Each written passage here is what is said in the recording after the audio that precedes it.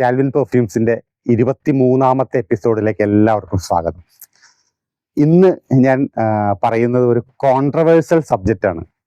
ഞാൻ ഇന്ന് പറയുന്നത് എൻ്റെ വേർഷൻ മാത്രമാണ്, ഞാൻ മനസ്സിലാക്കിയേക്കുന്ന എൻ്റെ വേർഷൻ. അതിൽ കാണുന്നവരും കേൾക്കുന്നവർക്കും ഒക്കെ പുതിയ വേർഷൻസോ അവരുടേതായ വേർഷൻസ് ഒക്കെ ഉണ്ടാവാം. സാധാരണഗതിയിൽ ഞാനൊരു വീഡിയോ ചെയ്ത് കഴിഞ്ഞിട്ട് ഒരിക്കലും ഈ വീഡിയോ സബ്സ്ക്രൈബ് ചെയ്യാനോ അല്ലെങ്കിൽ ബെൽ ബട്ടൺ ഞെക്കാനോ ഒന്നും ഞാൻ പറയാറില്ല.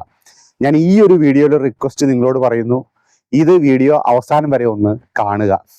കാരണം ഇതിൻ്റെ സബ്ജക്ട്സിൽ പറയുന്ന കാര്യങ്ങളുടെ കമൻറ്റ്, നിങ്ങളുടെ അഭിപ്രായം തീർച്ചയായിട്ടും ആ കമൻറ്റിൽ ഒന്ന് പറയണം.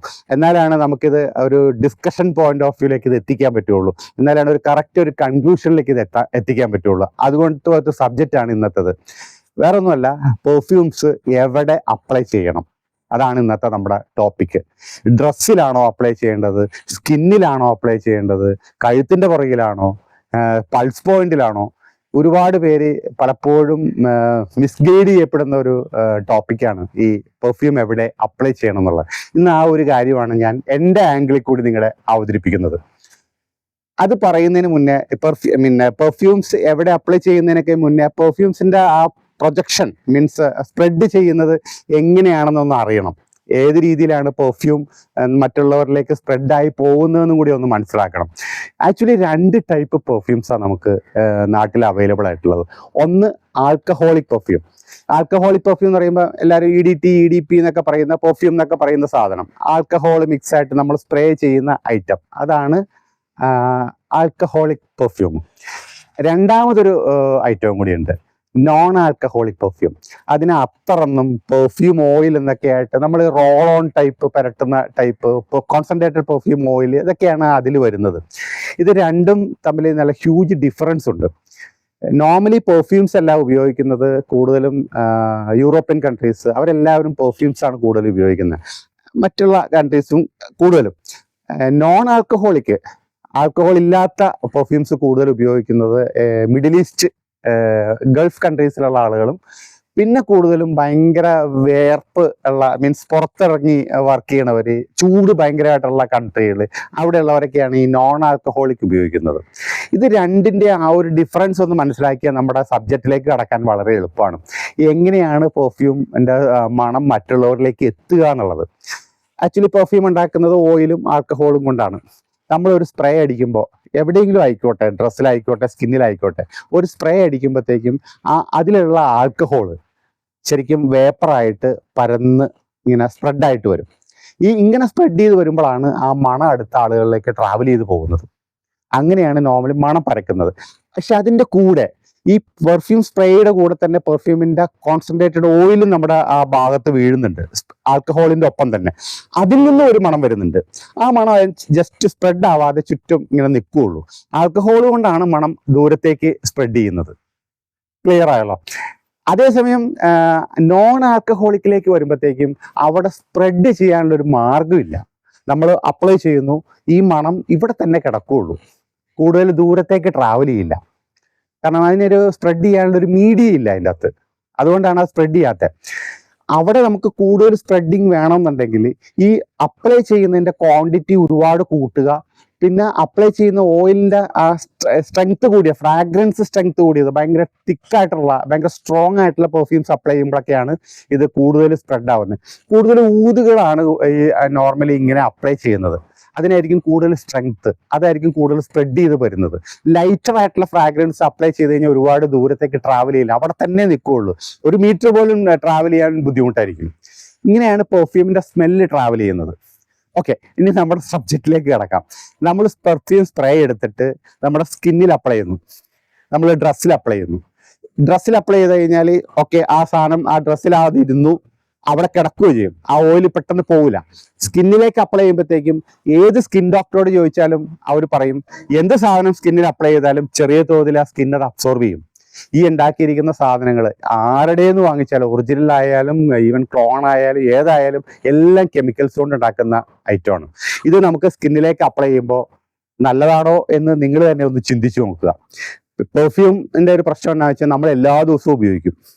365 ദിവസം ഉണ്ടെങ്കിൽ 365 ദിവസവും നമ്മൾ പെർഫ്യൂം ഉപയോഗിക്കും. ഈ പെർഫ്യൂം അപ്ലൈ ചെയ്യണതെല്ലാം ഒരേ സ്ഥലത്ത് തന്നെയായിരിക്കും. ചിലർ കയ്യിലടിക്കുന്നു, ചിലർ കഴുത്തിലടിക്കുന്നു, പൾസ് പോയിന്റിലടിക്കുന്നു, എവിടെയെങ്കിലും ആവട്ടെ, അടിക്കുന്നിടത്ത് ഒരേ സ്ഥലത്ത് തന്നെയായിരിക്കും നമ്മൾ അടിക്കുക. ഒരേ സ്ഥലത്ത് ഈ കെമിക്കൽസ് എല്ലാ ദിവസവും അടിച്ചാലത്തെ സ്ഥിതി എന്താണെന്ന് ഞാൻ പറയാതെ തന്നെ നിങ്ങൾക്കറിയാം. നമ്മൾ രോഗിയാവാനുള്ള ചാൻസസ് ഉണ്ട്.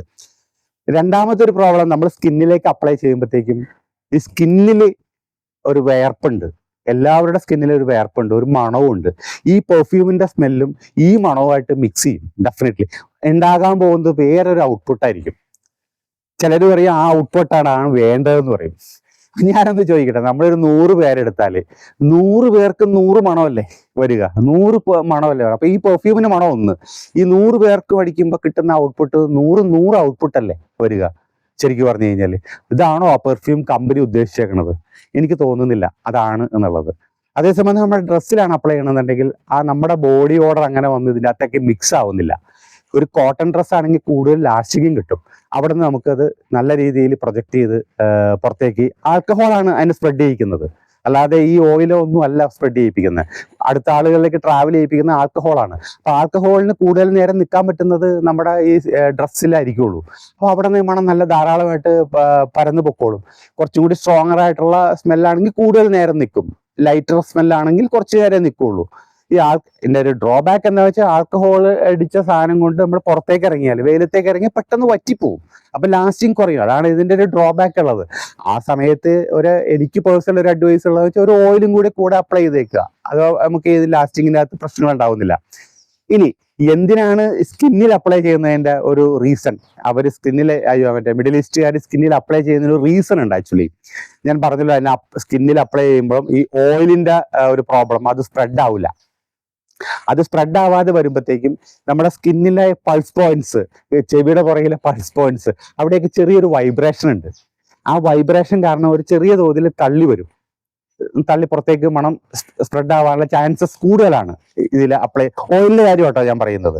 ഓയിൽ അപ്ലൈ ചെയ്യുമ്പോഴത്തേക്ക് അത് തള്ളി വരാനുള്ള ചാൻസസ് കൂടുതലാണ്. അപ്പോൾ സ്വാഭാവികമായിട്ട് ആളുകൾ അതിലേക്ക് അപ്ലൈ ചെയ്യാനുള്ള റീസൺ അതാണ്. പക്ഷെ എൻ്റെ ചോദ്യം ഇപ്പോഴും ഇത് തന്നെയാണ്, ഇത് കെമിക്കലാണ്, അതിലേക്ക് നമ്മൾ അപ്ലൈ ചെയ്യേണ്ട ആവശ്യമുണ്ടോ? പകരം അതും ഡ്രസ്സിൽ തന്നെ അപ്ലൈ ചെയ്താൽ പോരെ? റീസൺ അവർ സ്കിന്നിൽ അപ്ലൈ ചെയ്യേണ്ട വേറൊരു റീസൺ എന്ന് വെച്ചാൽ ഡ്രസ്സിൽ ഓയിൽ അപ്ലൈ ചെയ്യുമ്പോൾ ചെറിയൊരു പാട് വീഴും. അതുകൊണ്ടുമാണ് അവർ സ്കിന്നിൽ അപ്ലൈ ചെയ്യുന്നതിൻ്റെ ഒരു കാരണം. ഇതൊക്കെ ശരി, അവർക്ക് പറയാൻ ഒരുപാട് പ്ലസ് പോയിന്റ്സ് ഉണ്ട് ഇതൊക്കെ കൊണ്ടാണെന്നത്. പക്ഷെ എൻ്റെ ഒരു ഇത് മാത്രമേ ഉള്ളൂ, അസുഖം നമുക്ക് വരാൻ ചാൻസ് ഇല്ലേ? കാരണം ഇത് കെമിക്കൽ ആയതുകൊണ്ട്. മിഡിൽ ഈസ്റ്റുകാര് ഈ പെർഫ്യൂം ഓയിലുകൾ ഇവിടെ അപ്ലൈ ചെയ്യുന്നതും സ്കിന്നിൽ അപ്ലൈ ചെയ്യുന്നതും ഇവിടെ കഴുത്തിന്റെ പുറകിൽ അപ്ലൈ ചെയ്യുന്നതിൻ്റെയൊക്കെ ഒരു മെയിൻ റീസൺ എന്താന്ന് വെച്ച് കഴിഞ്ഞാൽ അവരുപയോഗിക്കുന്നത് ആക്ച്വലി ഒറിജിനൽ എസെൻഷ്യൽ ഓയിൽസ് ആണ്. അതായത് ഊതിന്റെ ആ മരത്തിൽ നിന്നൊക്കെ എക്സ്ട്രാക്ട് ചെയ്യുന്ന ഒറിജിനൽ ഊത്, അല്ലെങ്കിൽ പൂക്കളിൽ നിന്ന് എക്സ്ട്രാക്ട് ചെയ്യുന്ന ഒറിജിനൽ എസെൻഷ്യൽ ഓയിലൊക്കെയാണ് അവർ ഉപയോഗിക്കുന്നത്. അത് അപ്ലൈ ചെയ്യുന്നതിന് കുഴപ്പമൊന്നുമില്ല. ഞാൻ ഈ പറയണ ഒരു പ്രോബ്ലവും ഇല്ല. നമുക്ക് മറയൂരിൽ നിന്ന് കിട്ടുന്ന ചന്ദനത്തിന്റെ തൈലം അതൊക്കെ അപ്ലൈ ചെയ്യുന്നതുകൊണ്ട് നല്ലതാണ്, ഒരു പ്രശ്നമില്ല. അതുകൊണ്ടൊന്നും സ്കിന്നിന് പ്രശ്നം ഉണ്ടാവാൻ ചാൻസ് ഇല്ല. പക്ഷേ നമുക്ക് നാട്ടിൽ കിട്ടുന്നത്, കടകളിൽ നിന്ന് വാങ്ങിക്കുന്നത് ഒന്നും ഇത് ഒറിജിനൽ അല്ല. Means in the sense original essential oil അല്ല അത്. അതിലെല്ലാം കെമിക്കൽസ് ഉണ്ട്. ആൽക്കഹോൾ ഉള്ളതിൻ്റെ അകത്ത് ആൽക്കഹോൾ, ഓഫ് കോഴ്സ് എത്തനോളോ അല്ലെങ്കിൽ മെത്തനോളോ, അതൊരു എന്താ പറയണ, കുടിച്ചാൽ തന്നെ തട്ടിപ്പോകുന്ന ആൽക്കഹോൾസ് ആണ് അതിൽ മിക്സ് ചെയ്യുന്നത്. അപ്പൊ അതൊക്കെ പോയിസണസ് ആയിട്ടുള്ള സാധനങ്ങളാണ്, കെമിക്കൽസ് ഉണ്ട്. അപ്പൊ അതുകൊണ്ട് ഒന്ന് ചിന്തിക്കുക നമുക്ക് എവിടെയാണ് അപ്ലൈ ചെയ്യേണ്ടത് എന്നുള്ളത്. കൂടുതൽ ലാസ്റ്റിംഗ് കിട്ടണമെന്നുണ്ടെങ്കിൽ ഡ്രസ്സിൽ തന്നെയായിരിക്കും എപ്പോഴും വേണ്ടത്. ഇനി അതിന്റെ സ്ട്രെങ്ത് മീൻസ് എല്ലാവർക്കും ലാസ്റ്റിങ്ങിന്റെ ആണല്ലോ ഇഷ്യൂ. അതിന്റെ മീൻസ് സ്പ്രേയുടെ എണ്ണം അഡ്ജസ്റ്റ് ചെയ്യുക. ഇപ്പൊ 4 എണ്ണം അടിച്ചിട്ട് ലാസ്റ്റിംഗ് കിട്ടുന്നില്ലെങ്കിൽ 8 ആക്കുക, അത്രേ ഉള്ളൂ അതിൻ്റെ അകത്തൊരു ഓപ്ഷൻ. അല്ലെങ്കിൽ സ്ട്രെങ്ത് കൂടിയ ഫ്രാഗ്രൻസ് മീൻസ് നോട്ട്സുകളുള്ള പെർഫ്യൂംസ് ഉപയോഗിക്കുക. അല്ലാതെ അതിന് കൂടുതൽ ലാസ്റ്റ് ചെയ്യാൻ വേണ്ടി അവിടെ ഇവിടെയൊക്കെ അപ്ലൈ ചെയ്യാതിരിക്കുന്നതാണ് നല്ലതെന്നാണ് എൻ്റെ ഒരു ഒപ്പീനിയൻ. ഞാൻ അതാണ് ആദ്യമേ പറഞ്ഞത്. നിങ്ങളുടെ അഭിപ്രായം ഡെഫിനറ്റ്ലി ഈ കമന്റ് ബോക്സിൽ ഇടുകയാണെന്നുണ്ടെങ്കിൽ അതൊരു ഡിബേറ്റ് പോലെ വരികയും ആളുകളുടെ അഭിപ്രായങ്ങളും നമുക്കൊരു കൃത്യമായ ഒരു ഇത് കിട്ടും. ഞാൻ പറഞ്ഞു, ഇത് എൻ്റെ മാത്രം ഒരു അഭിപ്രായമാണ്.